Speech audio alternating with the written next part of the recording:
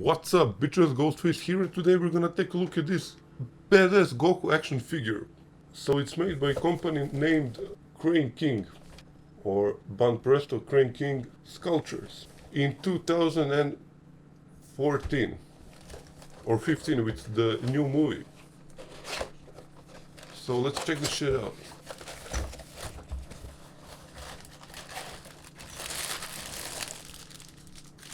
There he is. Check out this angry face.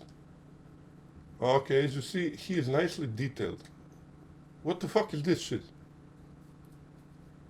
Okay, I need to remove it.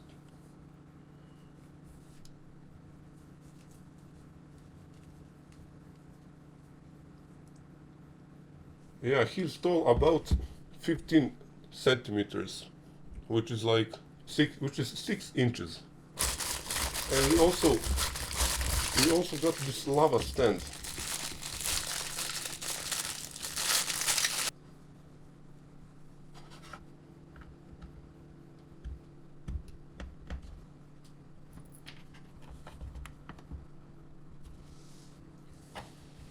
Okay, this is what he looks like on a stand. Actually, this is more for a collection or just to be shown on shelf or something like that.